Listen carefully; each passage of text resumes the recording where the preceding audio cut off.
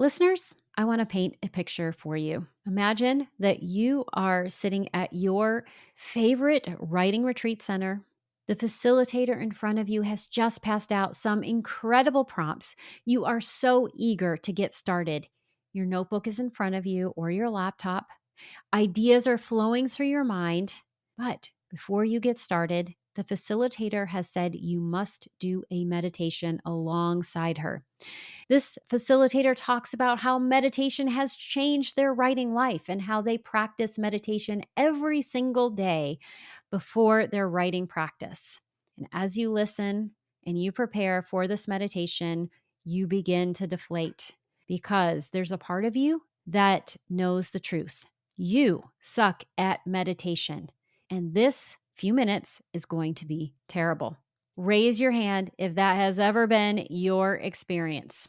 I know there have been times when it has been mine, even though I have a lifelong meditation practice. So, why is this the case? That is what we are going to talk about during today's episode of the Writing Your Resilience podcast. I am going to bust the myths around meditation that make you think that you suck. And let me tell you, this last one flies in the face of probably everything you have ever heard about meditation. So you're definitely going to want to stick around for this one. Let's go ahead and get started. Welcome to Writing Your Resilience, the podcast for writers who want to write and live the story that sets them free. I'm your host, Lisa Cooper Ellison, a writer, transformational and trauma-informed coach, story alchemist, and fellow traveler on the winding road of healing and creativity. Each week, I'll share tools, practices, and conversations that will help you let go of what no longer serves you as you create stories that change lives, especially your own. Together, we'll explore how to trust your creative voice, support your mental health and resilience, work with your nervous system and unique design, and stay connected to your deepest calling as a writer, even when life gets messy. It's time, my friends, to write and live the story that sets you free. I'm honored to walk that journey alongside you, one story and one episode at a time. Welcome, listeners. I am so glad that you are here. If you are new to the podcast, my name is Lisa Cooper Ellison.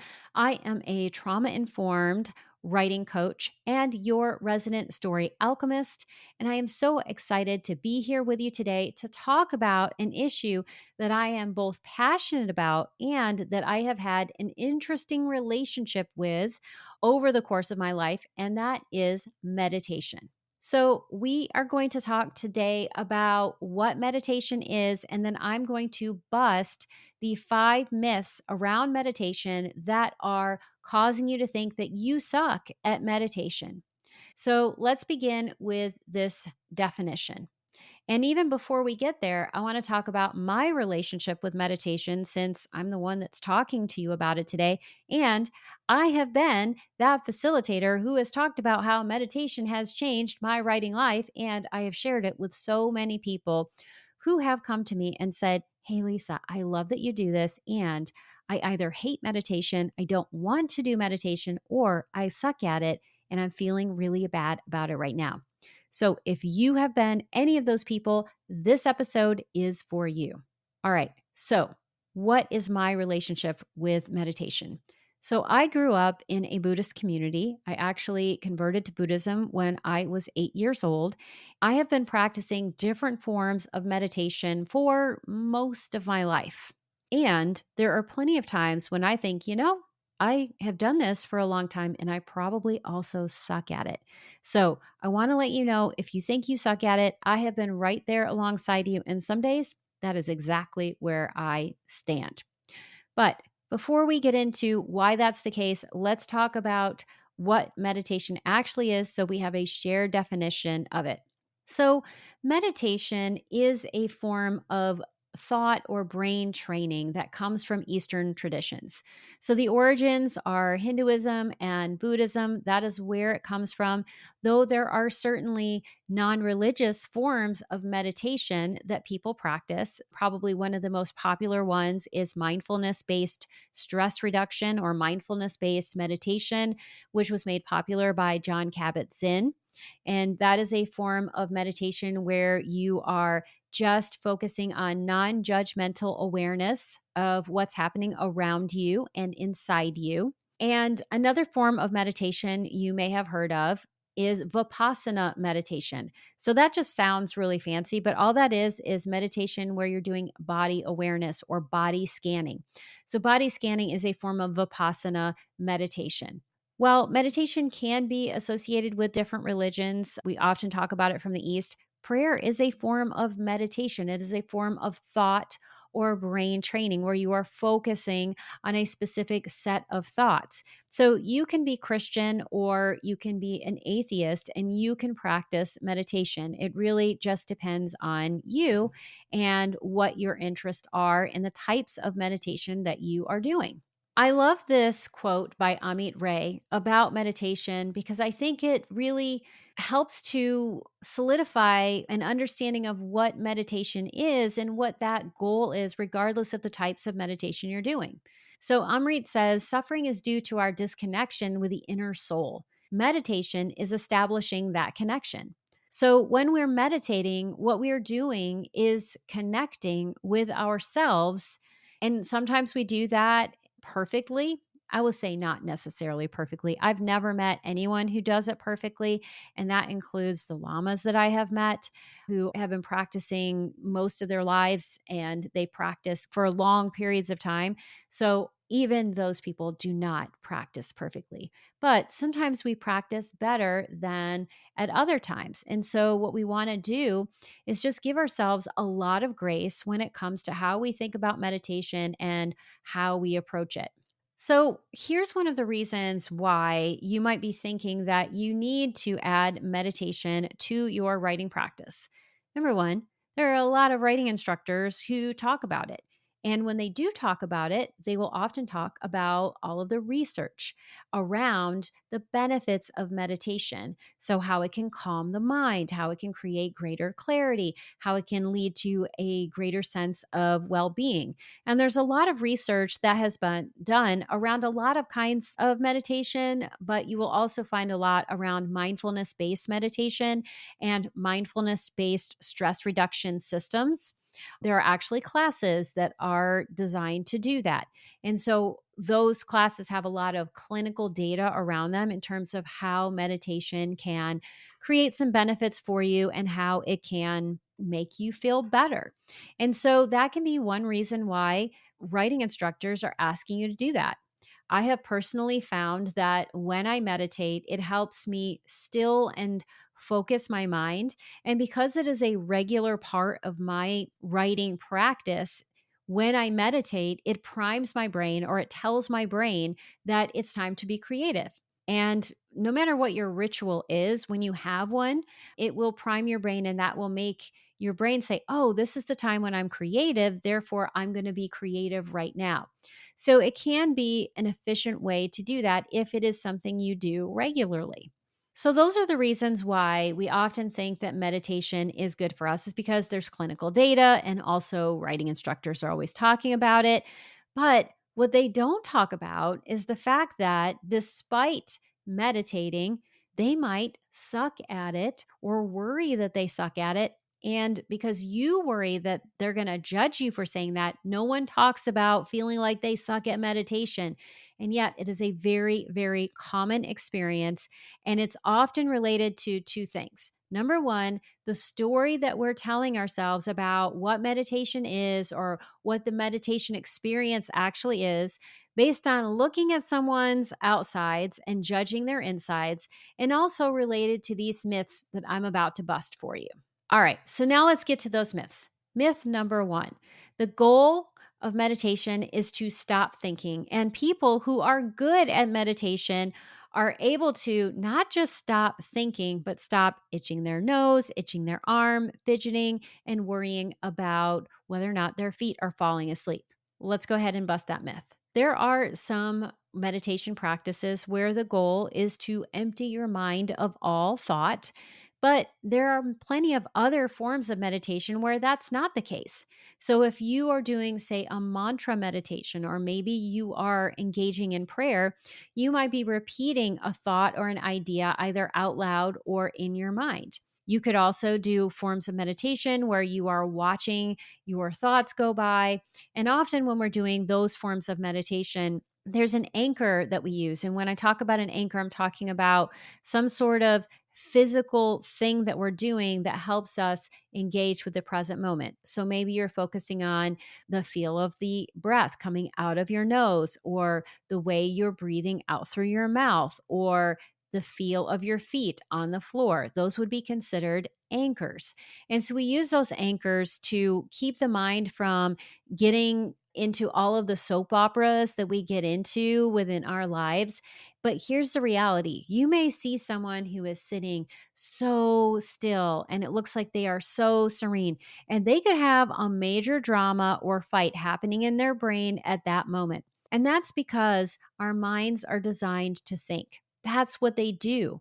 And when we are upset about something, when we have things on our minds, when we are feeling really anxious or just tired, our minds are more apt to wander, and we are more apt to have lots and lots of thoughts. Also, some minds are busier than other minds. And so if you have a busy mind and your brain is going like ding, ding, ding, ding, ding, ding, ding with all of these different ideas, that just may be your set point. And that doesn't mean there's anything wrong with you. All you have to do is just show up and do whatever the practice is. And that's why we call it meditation practice, not meditation perfection, meditation arrival time. And there are no meditation trophies. You will never get one, though, man, I've been meditating for so long, I feel like I should have a trophy. So, listeners, if you think I should have a meditation trophy, please add a comment, especially on YouTube, because that helps with the algorithm. And let me know what that trophy should look like, because I would surely like to know what you think. All right, so I digress. But I want to get back to, in all seriousness, the issue that we face is that we think that we suck at meditation because our minds are continually just spitting out different thoughts. Maybe you're doing a meditation and you're thinking about, man, my fingers smell weird. I didn't like my breakfast. I have a stomach ache. I'm trying to hold in a fart. Will anyone smell it if I let it out? You can have all of these different thoughts or feelings or ideas rushing through you. And I will tell you that even though I've been meditating for a really long time, there are days when my mind is just filled with those ideas, and I have to keep coming back to whatever the point is of the meditation. So my mind will go through a major drama, or I'll have like relive a fight that I'd like to have with someone, or, all kinds of things will happen in my mind. And then I'll go, oh, there's a whole bunch of stories there. Wait, what is the meditation about? Okay, let's get back to the meditation. And I might have to do that 100 or 200 times.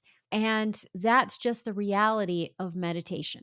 So, myth number one, you have to empty your thoughts. I'm going to bust it. You do not. That takes us to myth number two. I have to meditate for a long time to be good at it. Here's the reality. Yes, there are some people, I would say lamas and monks, people who have decided to make religious practice their profession, who will meditate for long periods of time.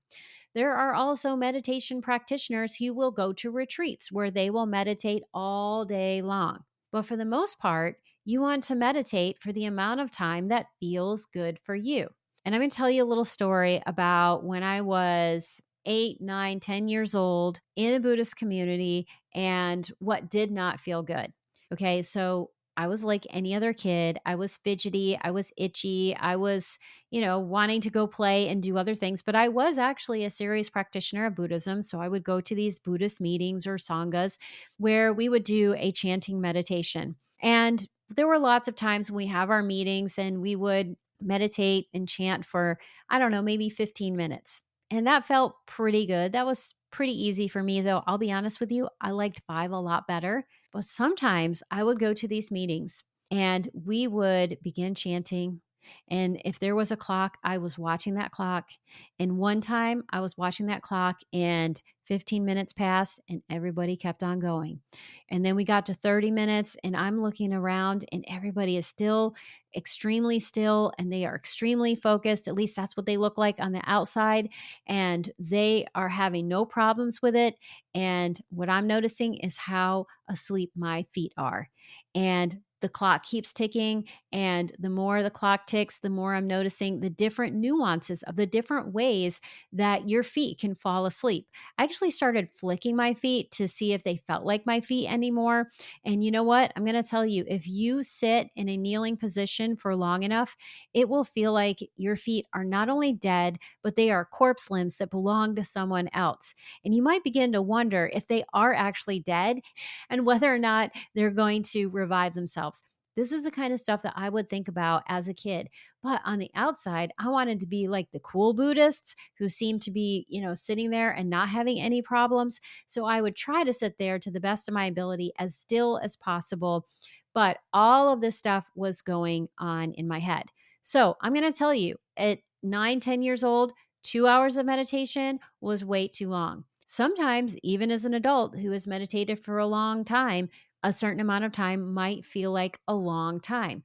So, what you want to do is figure out what is the amount of time that actually works for you.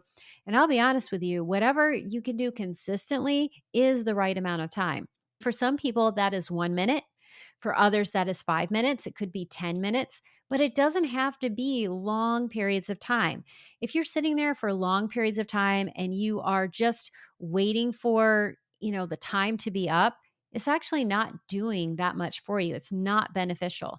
So start slow and only increase the amount of time when it feels right. And you don't have to increase it at all.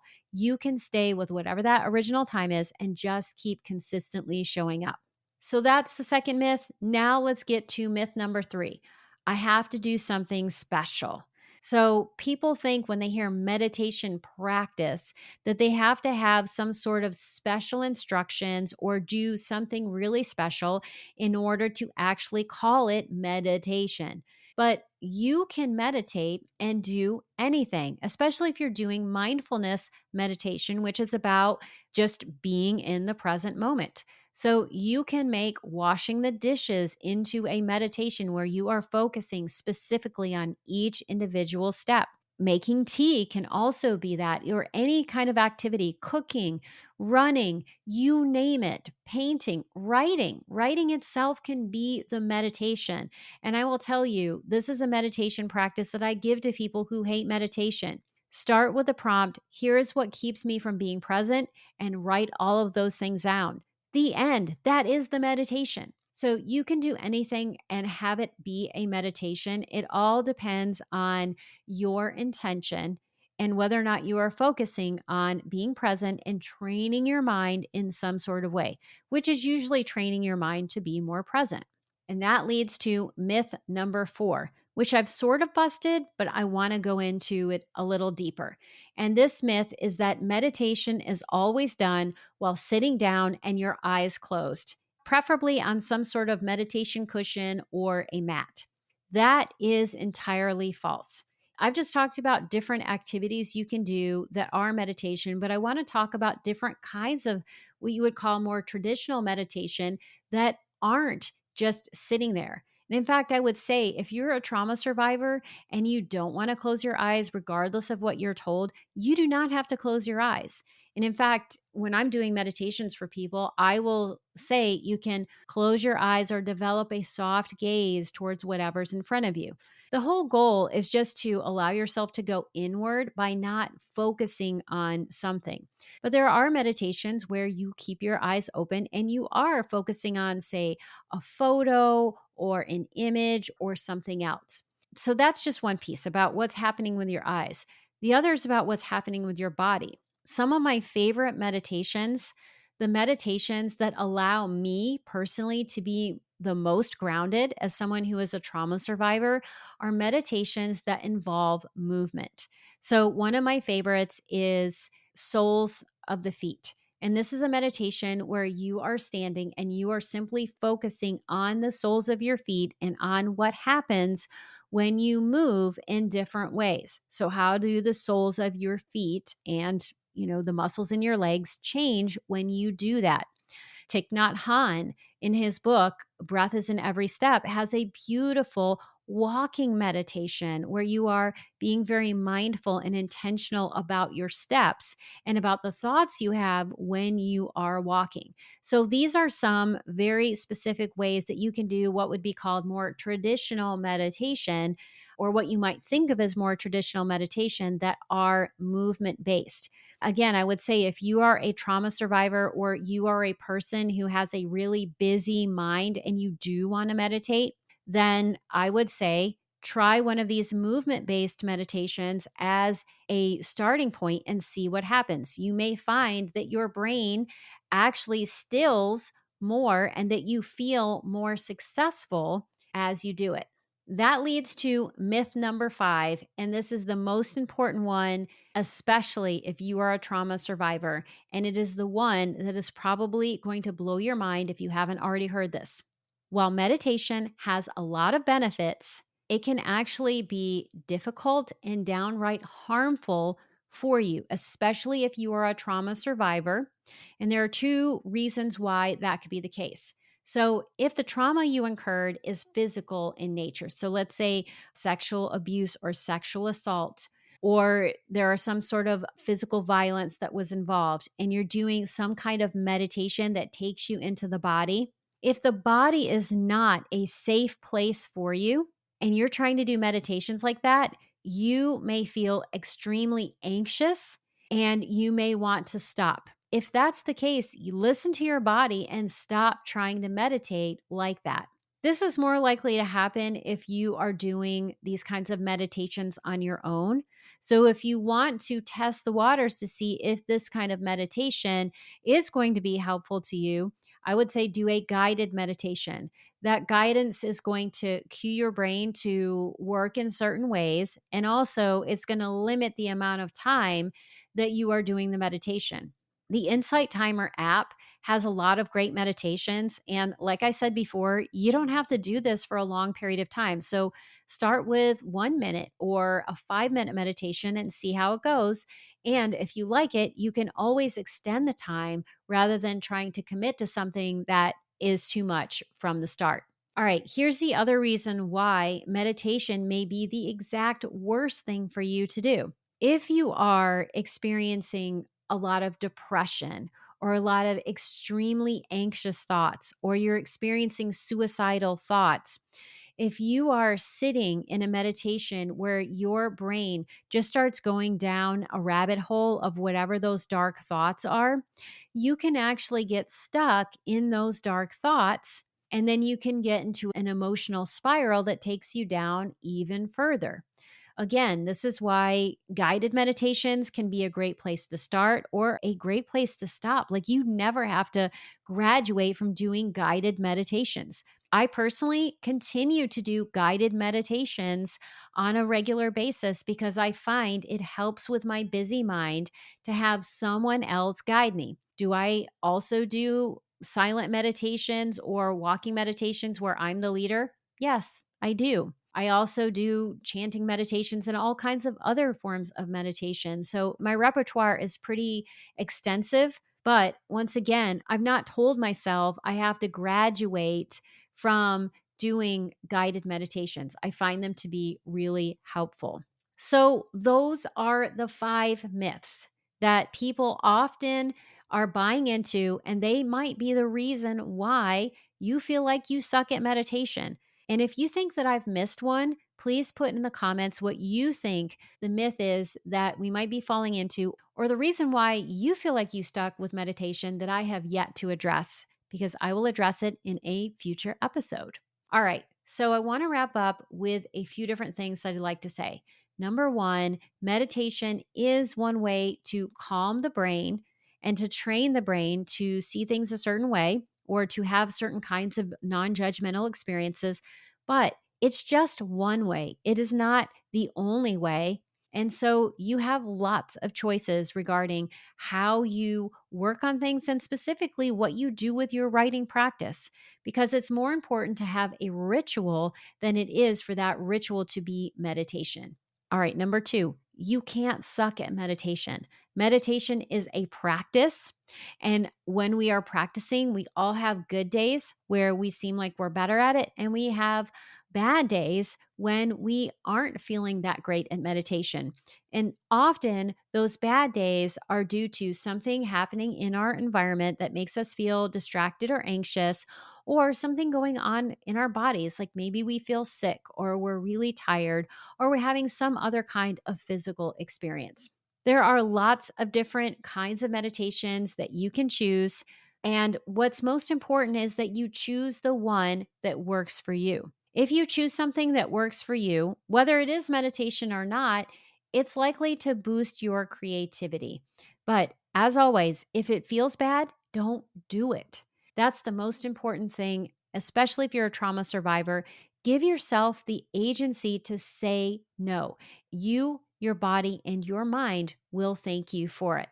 Okay, so I want to end with this quote from Sangyal Rinpoche, and that is, meditation is bringing the mind home. And more than anything, I hope that you find lots of ways to bring your mind home, back to that sense of peace and calm that is your original state. And that is the state that exists inside you, regardless of the kinds of experiences you've had out in the world or the stories that you have been telling yourself about who you are, how you feel, or how you actually operate. And so, if you have questions about this, please feel free to share them in the comments. I would love to answer them for you. Before you go, I would love it if you would text the show if you are on Apple Podcast or Spotify, or leave a comment on YouTube to let me know how you feel about meditation and how you feel about meditation when it's associated with the writing practice. Does it feel great to you, or do you sometimes feel like you suck at it and trying to do it sucks? I'd love to hear your thoughts on this. And I'd also love to hear if you have any tips regarding how you practice meditation in relation to your writing, or if you do something else. And speaking of your thoughts, I'd love to give a special shout out to Terry Potts, Sarah Bissono, and Mary Austin for sharing your thoughts and comments and appreciation of my recent episodes on vulnerability, our last Editors Roundtable discussion, and my interview with Irene Carson. It was so great to hear from all of you. I am truly grateful for everything you shared and for your support of this podcast. It wouldn't exist without you. And listeners, if you haven't reached out to the podcast, I would love to hear from you too. As always, remember that your story matters. As you write it, you free yourself from what's no longer needed, and from that freedom, you can become who you truly are. That's it for today's episode. Thank you so much for listening. I couldn't do this podcast without your support. If you love this episode, here are 3 simple ways that you can keep this show thriving. 1, subscribe to the show on Apple Podcasts, Spotify, YouTube, or your favorite podcast platform so you never miss an episode. 2, leave a 5-star review so others can find the show. 3, join my engaged, dynamic community by signing up for the Writing Your Resilience newsletter. As a thank you, you'll receive a free copy of Ditch Your Inner Critic, 5 tools to transform self-doubt into self-support. Until next time, remember that your story matters. As you write and connect with the truest, most authentic version, you become not just the writer, but the person you're meant to be. And that, my friends, is the real freedom writing can offer.